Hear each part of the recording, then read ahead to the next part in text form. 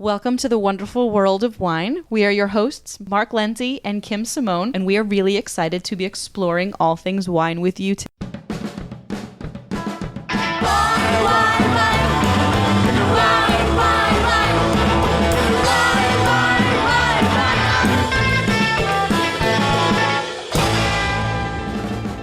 Today we're going to be talking about a topic that we get questions about from time to time, and it's the idea of a corked bottle of wine. And for people who don't have a lot of experience with drinking wine and they hear this term corked, sometimes they think that it means little pieces of cork floating around in your glass of wine, but that's not what we're talking about at all. So cork taint, or having a corked bottle, means that that particular bottle of wine has almost an infection to it. It's got a taste and a smell that it's not supposed to have, and it changes what is in the bottle so that it's not a pleasant drinking experience at all. Yeah, and we get this question all the time. In a corked bottle, every time I mention corked, I like to show an example with a tasting kit or an aroma kit of what it is. And classic smell you'll get is like wet dog, wet cardboard, Cardboardy, wet fur. Yeah, almost like a moldy kind of a smell. And when people smell it, they actually might have had an experience with it, I find. But saying it as cork taint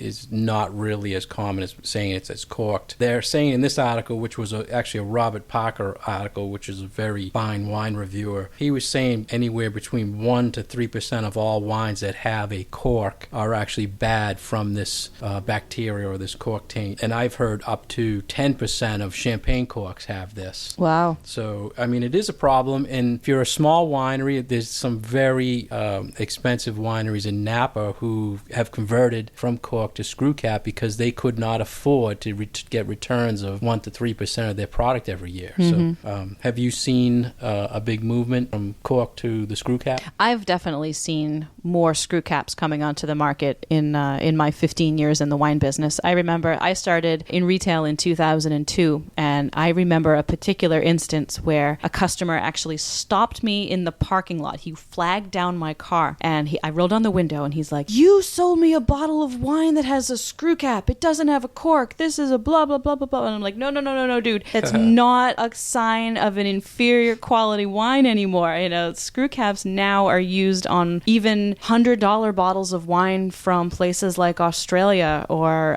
better bottles of wine from New Zealand. And the whole reason for moving away from using corks and into using screw caps is because this whole reason why it is looked upon as a good thing to be moving from using natural cork, and cork is actually the bark of a cork tree, which grows primarily in Portugal, and moving into other closures like plastic corks or these screw caps that we've been talking about, is because that natural cork from that tree can carry a particular fungus that when it comes in contact with certain chemicals, certain cleaning solutions like chlorine and bleach that might be used in the winery itself, it interacts and creates this particular chemical compound which can destroy the flavors of the wine, and doesn't always affect it 100%. Sometimes it's a very minor change in the flavor, change in the aroma, but there will always be just a little bit something off for that particular bottle that has this taint in it. And that is one of the reasons why so many producers are changing over to different ways to put a cap on their wine so that they don't have to worry about this problem. And so there are now all these other ways that people can put a stopper in their wine, be it a glass, like glass corks now on some bottles, or screw caps, which have really been the most popular. Yeah, and I can relate to your story about selling people screw caps. The interesting thing to me, and the more you taste wine, the more it comes to the forefront, is that your threshold to detect this in a wine, the more you taste, the lower your threshold will go. So when we go to, say, what they would call a professional tasting, where people have tasted a lot of wines, you get more people saying something is off on a wine, whereas, a normal house party, you don't use, people aren't saying, oh, this is off. So because they drink so much, you can detect a very, very faint amount. And I've heard stories from people who sell wine where they've tasted a wine with someone and they know it's off, and the other person's thinks it's a fabulous wine. It's all about threshold. So I find that I'm very sensitive to it these Yeah. days, to the point that sometimes I'll taste a bottle and I'll be like, oh no, I think this is a little bit corked. And other professionals will be like, no, I don't think so. So then I start second guessing myself. And I'm like, oh man, am I just overly sensitive, or do I smell something in this that maybe is supposed to be there, but maybe I just don't like? I don't know. Yeah, I think the best way it was explained to me of how it affects the wine is at first you might get a little bit of fruit and then it just drops off dramatically. So it just dies. And that's the effect of the bacteria on the wine. It overpowers the fruit. And it can leave a little bit of sensation on like the front of your mouth or the tip of your tongue that it is not a clean feeling in your mouth too. So it's a very interesting stuff. You're listening to The Wonderful World of Wine with Kim and Mark, and we are talking about things that can go wrong with your wine, specifically cork taint. Yes, I want to get back to the customer complaining about selling them a screw cap. The French, if you look at this, you don't see many French Bordeaux's, screw cap. There is a perception of romance of uncorking a bottle of wine, so a lot of people will not go to it just for that. So like you said, they come up with alternatives, synthetic corks, glass corks, something where that bacteria cannot grow on a certain type of material. I did see in the past, and I think it was a very famous Napa winery, that they kept producing wines and they kept getting returns on bottles people were saying were infected or corked. And they actually traced it to the lines within the winery. It was growing in the line. So they had that's interesting. They had to do the whole winery. And if you had wood floors in your winery, you can also grow this bacteria that gets into the wine. So it can be more than just the cork that is getting in there. So I would think, and I don't know if you've ever heard it or not, Kim, but you could get it from your winery and then use a screw cap closure and still get it. But I've never I have heard that. And every once in a while, I feel like I smell a little bit of something like that under a screw cap. And I'm like, no, I must be making that up. This is a screw cap. It can't possibly be corked. But that's interesting to think that, sure, if something is hanging around in your winery and you get a little bit of an infection in a particular, barrel of wine, then, maybe it's hanging around there. And they actually did invent a gadget for restaurants or sommeliers that they can put over the screw cap when they bring to your table, so you don't hear the cracking of the seal. Anything to promote the wine. That romance. Well, back to what you were saying about, so many champagne corks being infected by this as well. I kind of can't imagine having a bottle of champagne with anything but a real cork in there. You have a crown cap on some bottles of Prosecco, but you don't get the pop. You don't get that, that sound that just says, hey, we're opening something special here. Yeah. So, which can be the same for any other bottle of wine. The cork, the whole procedure of uncorking it at your table and things of that nature. So it's interesting the amount. They say this high percentage, but I in retail I don't see a lot of people return. I think they always accept that that's the way it's supposed to taste, and it's sad for the producer of the wine, because if it's off, they would like to know and you to taste what the wine truly tastes like. Sure. And if you're a consumer who maybe you don't drink wine all the time, you don't have the experience really to even know that there might be something wrong with this bottle. And it's like, how are you going to know? You don't deal with this stuff every day. You might just think like, oh, this wine I guess I just don't like it, or it might not be to your tastes, but there actually might be something wrong with it, but you just don't have the experience to tell that. So, how would you know? Unless it's your go-to brand. Right. You know when it's not tasting right, and that's why 90% of or it was stored wrong. But if something's wrong on the brand that you taste, you know what it tastes like. Always take it back, or in a restaurant, return it.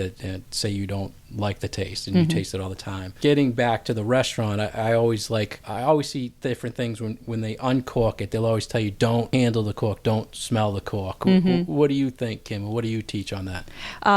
I do get this question with the whole service of wine when you're in a restaurant, where there's a procedure that the person opening the bottle of wine is going to do. You know, they'll handle the bottle in a particular way. They'll show you the label. And then when they uncork it, they hand you the cork and you're like, well, what am I supposed to do with this cork? I tell people, don't smell it. It's not there for you to smell. It's there for you to pretty much just look at and make sure that it isn't falling apart. It's not crumbling. And if there's a name on the cork itself, because some places will actually put the name of the winery on the cork, just to compare that, you know, you are getting what you think you're getting. And I can't imagine that a lot of fraud is going on as far as the bottle of wine that you're getting isn't what you think you're getting, unless you're ordering something super high end from, you know, a very rare vintage that maybe was sold in auction and has gone through a number of different hands before it got to you. But otherwise, I mean, if you're just buying that bottle of Kendall Jackson at your local restaurant, chances are what you're getting is what you think you're getting. So don't worry about smelling that cork. Yeah, see, this is what I like when we talk, because I say smell the cork. And I say don't smell the cork. Yeah, and for the reason of this, because I found when a bottle is really, really corked, I want to smell it. If the waiter brings me the cork, presents it to me, I'm not sticking my nose in the bottle because there's gas or. But see, I get nasty stuff from a cork anyway. Like not nasty, well, but you can have something on the cork. But I do say, look, I get like a corky said, smell every time I open a bottle and I take like a real cork and I smell it. It just smells like cork to me. It's like I can't. I don't know. No, I just feel you should, if you inspect the cork, I would smell the cork over having him give me the bottle to smell the bottle or smell the wine in my glass. Well, that's why you smell that first glass. Yeah, smell the glass. So that you can tell. But always, I do agree with matching the cork with the bottle. I mean, it's more common probably in the restaurant or bar rooms to substitute liquor, like a bar brand vodka for a famous. But they could be recorking something. Maybe they had one nice bottle and they recork it with something else, and it could be done. So you want to look, and a lot of times the corks don't say anything on it, or the vintage. I've seen it where they have totally different names because they're multi-produced brands. Or it might just be a generic cork where you have, you know, a picture of wine grapes or something on the cork. But you know, that's totally normal too. Look at it, make sure it matches, and you want to make sure they open it in front of you. That's the whole part of it, to make sure you're getting what you're paying for. You're listening to The Wonderful World of Wine with Mark and Kim, and we're talking about cork taint or corked wines. So, Kim, you had mentioned a while ago about screw cap. One of the things I like to show when I do a class is fill rates on bottles compared to cork and screw cap. Oh, that's interesting. There's actually a regulated plus or minus percentage of how much the volume can be off. So now if you look at a bottle that has a cork, there's the cork space, there's the air space, then there's the wine. If you unscrew a screw cap wine, it usually overflows, right? When you unscrew it, it's filled right to the top. Very little it's filled air pretty space, high. right? So I always think you can think of it as value too, because it's filled right to the top. So I don't know if you get that extra half an ounce of wine. Extra. You're at the plus sign of the plus minus, the way I look at it. What I think is interesting to think about as more and more wineries are bottling under screw caps is that they actually have to treat the wine slightly differently if they're putting it in such a tight seal. Because when you are bottling with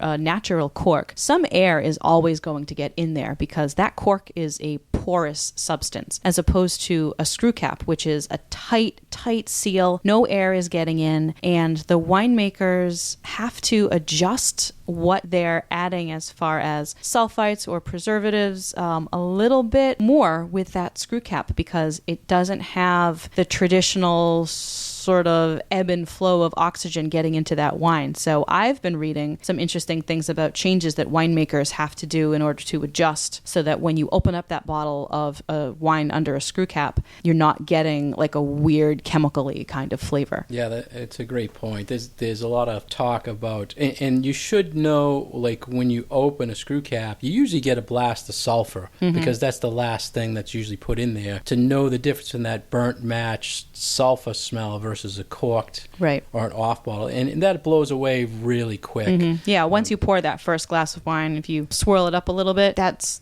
fine. That's gonna smell and taste exactly like it's supposed to. And they're finding, versus a corked wine or wine that has a cork, they're finding just now they're starting to get research of these wines who have been screw capped and cellared for years. They're getting research now of how good they're lasting or if they're not lasting, and it was a new technology that they're finally getting some feedback if it's good or bad doing it that way. So it'll be interesting as we move forward, the different closures, and you'll know at times when you open a bottle, take a look at the cork. You can tell if it's a natural cork or if it's a plastic cork. You see all different colors. There's solid black plastic corks. There's ones that are cork on the inside with a filler, and the outside is some other material because they feel that prevents it. Or composites that they've taken a bunch of cork and just shredded them and broken them down and cleaned them and then put them back together again and used that. And the cork industry is really very powerful. They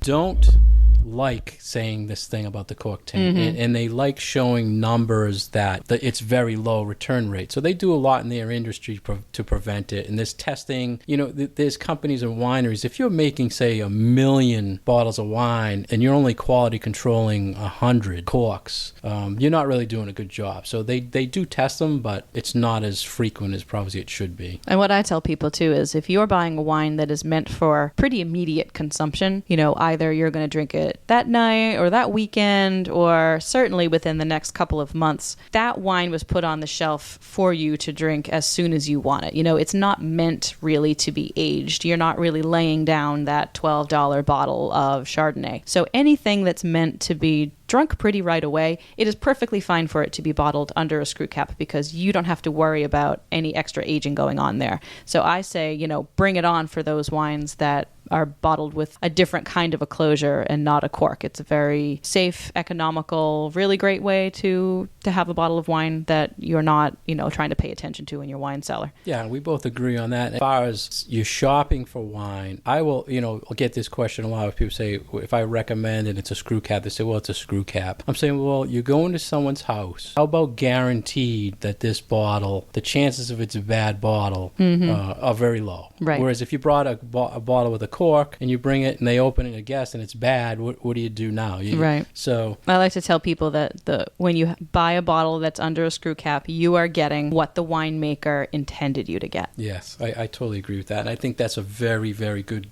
buying tip for wine.